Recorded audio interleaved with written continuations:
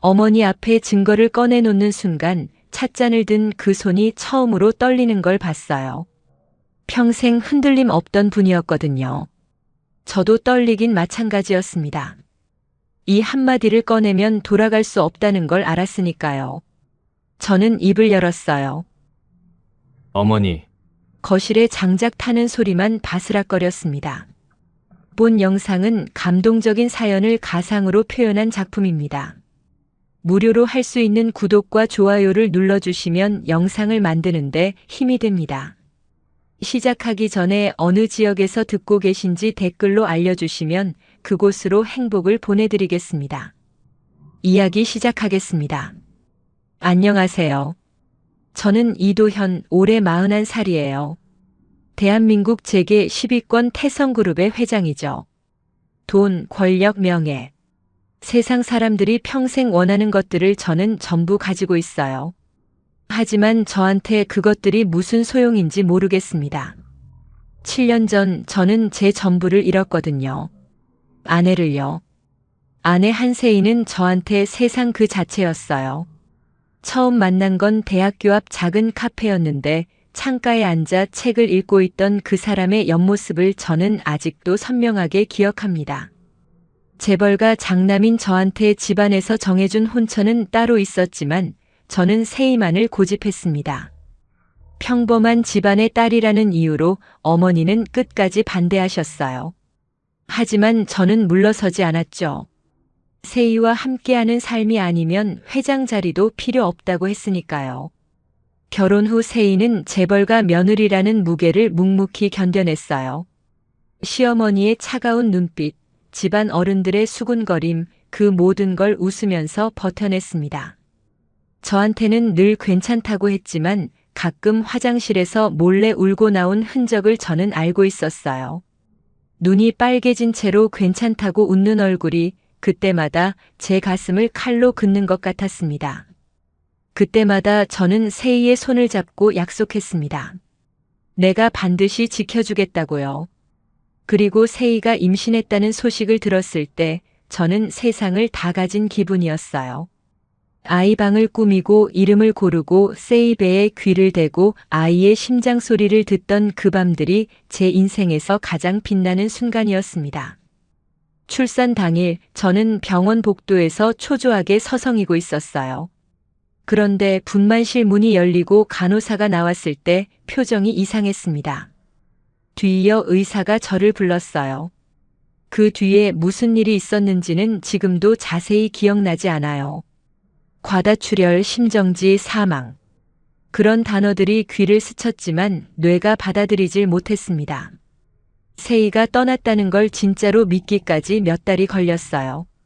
새벽마다 옆자리를 더듬었고 현관문이 열리면 세희가 들어올 것 같아 고개를 돌렸습니다. 하지만 돌아오는 건 언제나 텅 빈 침묵뿐이었어요. 아이는 살았다고 들었지만 어머니가 아이를 따로 돌보겠다며 데려가셨어요.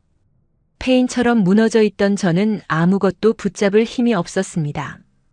그 뒤로 7년 저는 감정이 죽은 채로 살아왔어요. 매일 아침 서재에 앉아 세희의 사진을 3분 동안 바라보는 게 하루를 시작하는 유일한 의식이었습니다. 3분이 지나면 사진을 서랍에 넣고 회장실로 향해요.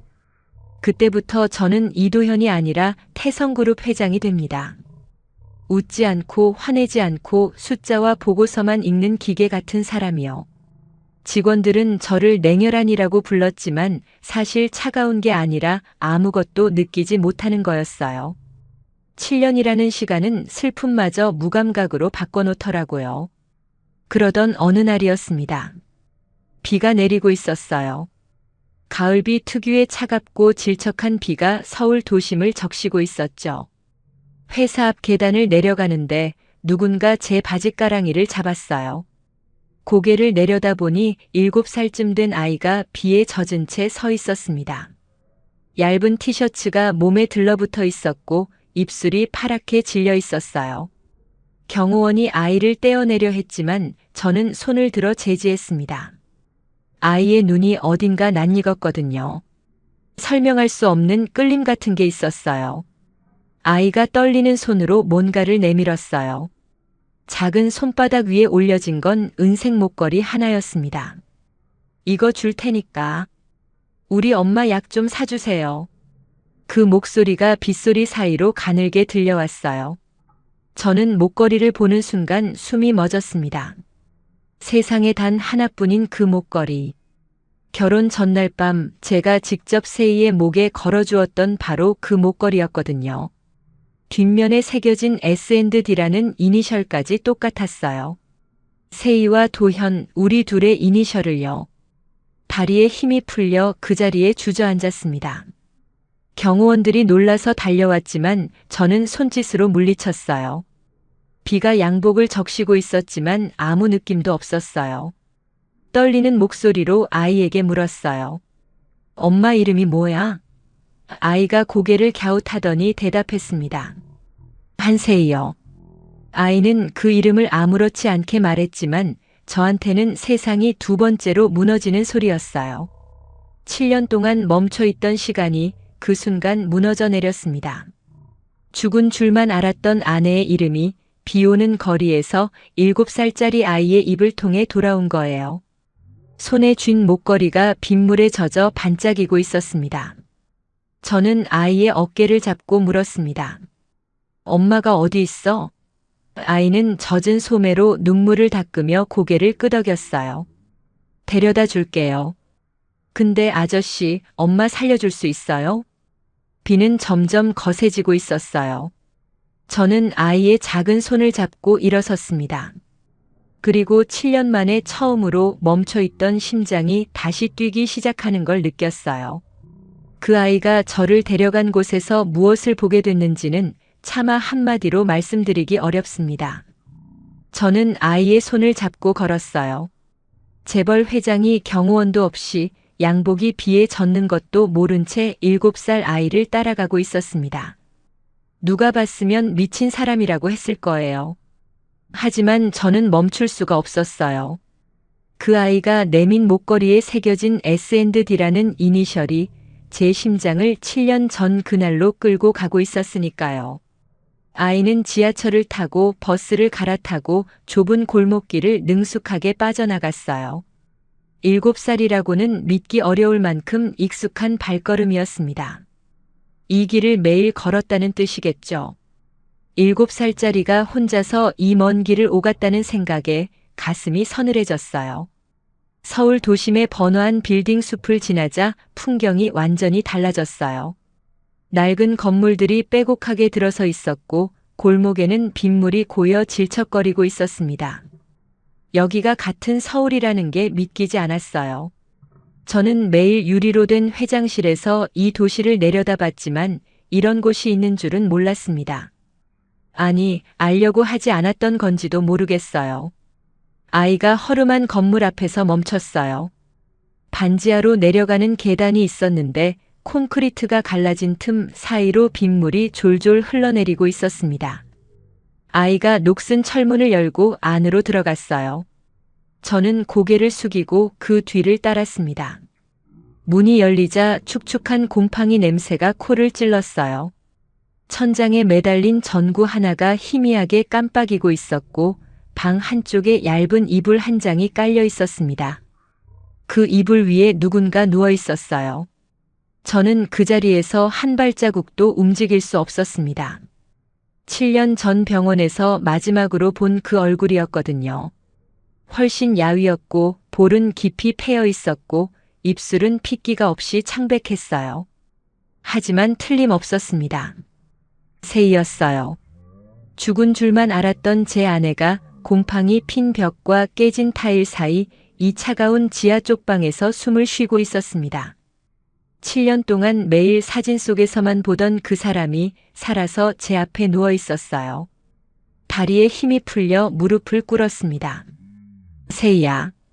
이름을 부르는데 목이 메어 소리가 제대로 나오지 않았어요. 세희가 천천히 눈을 떴습니다. 초점 없는 눈동자가 저를 향했고 한 박자 뒤에 저를 알아본 순간 표정이 확 변했어요. 반가움이 아니었습니다.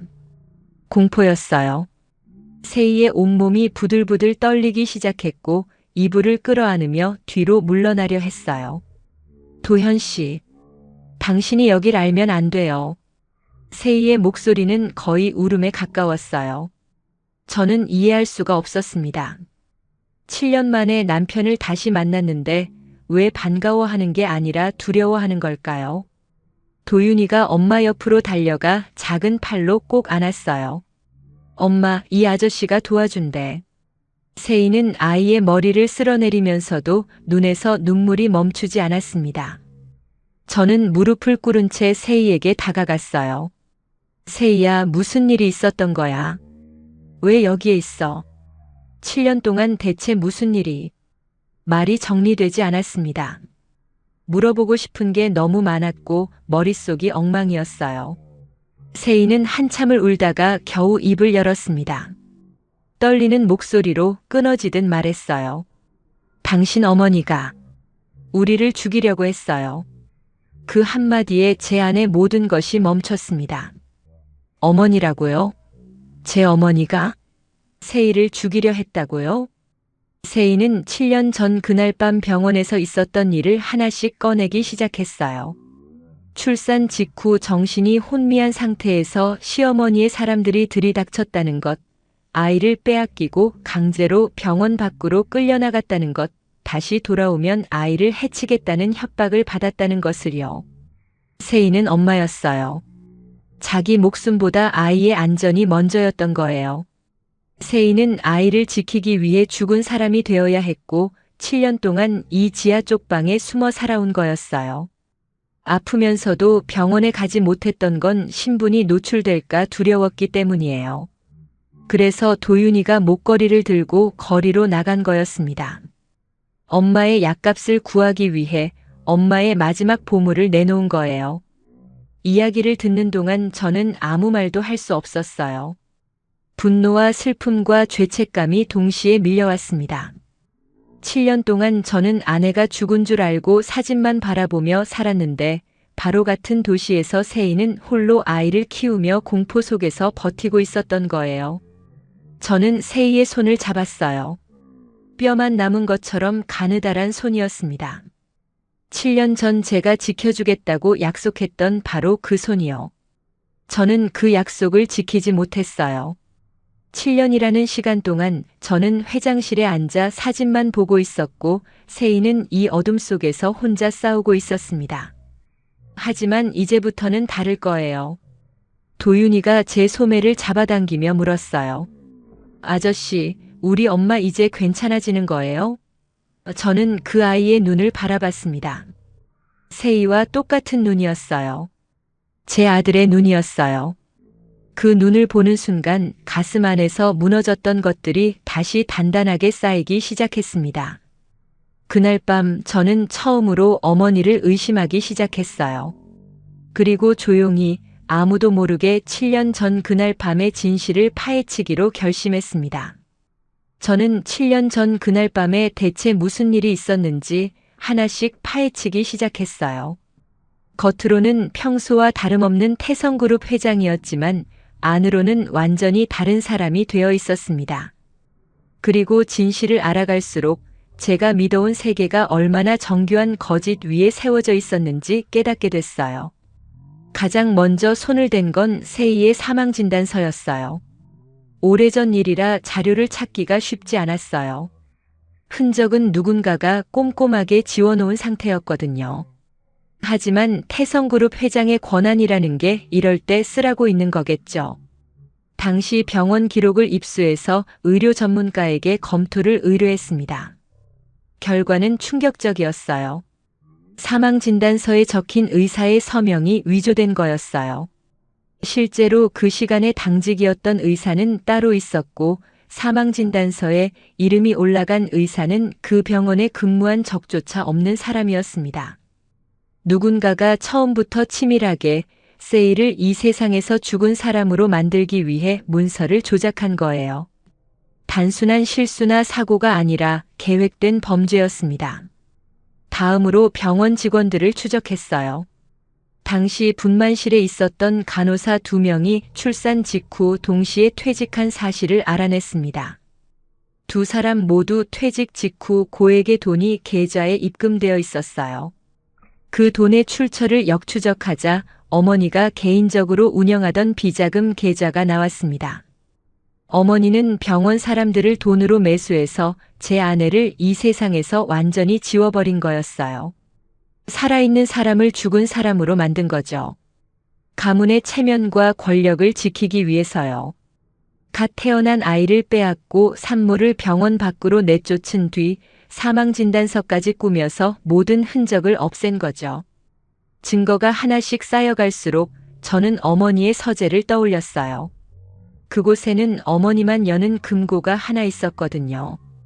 어린 시절부터 절대 손대지 말라고 하셨던 그 금고를요. 어느 날 밤 어머니가 외출하신 틈을 타서 금고를 열었습니다. 손이 떨렸지만 뚜껑을 열었어요. 안에는 두꺼운 서류 묶음과 USB 하나가 들어 있었습니다. 서류에는 비자금 내역과 병원 매수 기록이 빼곡했고 USB에는 영상 파일이 하나 저장되어 있었어요. 재생 버튼을 누르는 순간 저는 숨을 쉴 수가 없었습니다. 그건 7년 전 병원 복도의 CCTV 영상이었어요. 어머니의 사람들이 분만실에서 아이를 안고 나오는 장면, 그리고 세이가 휠체어에 실려 병원 뒷문으로 끌려나가는 장면이 고스란히 담겨 있었습니다. 화면 속 세이는 울고 있었어요. 아이를 빼앗기고 소리 없이 울부짖는 그 모습을 보면서 저는 모니터 앞에서 주먹을 꽉 쥐었습니다. 이를 악물어도 눈물이 멈추지 않았어요. 세이가 아이를 뺏기며 벌린 입모양이 저를 부르는 것 같았습니다. 7년 전 그 순간 저는 어디에 있었을까요? 병원 복도에서 아무것도 모른 채 서성이고 있었겠죠. 이걸 어머니가 하신 거라는 게 아직도 믿기 어려웠습니다. 제 어머니가 제 아내와 갓 태어난 아이에게 이런 짓을 저질렀다니요. 피가 거꾸로 솟는 것 같았지만 저는 감정을 눌러야 했어요. 지금 무너지면 세이와 도윤이를 지킬 수 없으니까요. 그런데 증거를 정리하던 중 한 가지 풀리지 않는 의문이 남아 있었어요. 세이가 7년 동안 왜 저한테 연락하지 않았는가 하는 거예요. 시어머니가 무서웠다고는 하지만 저한테 알리기만 했어도 제가 지켜줄 수 있었잖아요. 왜 혼자서 그 모든 걸 감당한 걸까요? 저는 다시 세이를 찾아갔어요. 지하 쪽방에 앉아 세이의 손을 잡고 그동안 하지 못했던 질문을 꺼냈습니다. 세이는 한참을 망설이다가 떨리는 목소리로 말했어요.